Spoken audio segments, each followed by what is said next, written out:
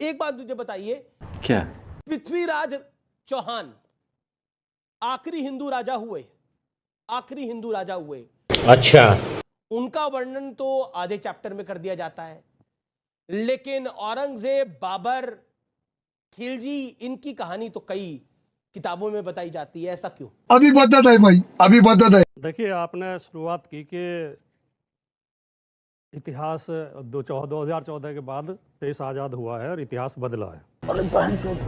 2014 के बाद इतना बदला है कि पहले इतिहास क्लास में पढ़ाया जाता था, कक्षाओं में पढ़ाया जाता था, यूनिवर्सिटी में पढ़ाया जाता था, अब फिल्मों में पढ़ाया जा रहा है। सही बात है। पहले इतिहास इतिहासकार लिखते थे, अब नेता लिख रहे हैं।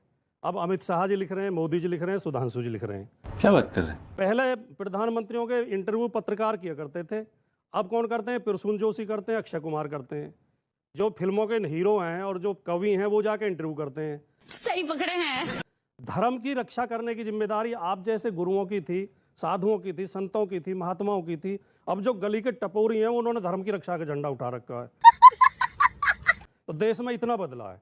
और हम इसलिए कहना चाहते हैं, अमीश जी, कोई अनपढ़ आदमी ये कह सकता है कि पृथ्वीराज चौहान अंतिम हिंदू राजा थे। गजब बेइज्जती है। तो फिर इसका मतलब राणा सांगा हिंदू राजा नहीं थे? क्या पकड़ा है? महाराणा प्रताप हिंदू राजा नहीं थे? शिवाजी हिंदू राजा नहीं थे? झांसी की रानी हिंदू नहीं थी? पृथ्वीराज चौहान के बाद तो हजारों हिंदू राजा हुए हैं। 1857 तक दिल्ली सल्तनत जिसको कहा जाता है, दिल्ली की गद्दी जो कहा जाता है, उसमें आखिरी हिंदू राजा पृथ्वीराज चौहान ही हुए। मोहम्मद गौरी ने भारत पर शासन नहीं किया था। बात तो सही है। भूल जाते हैं हम।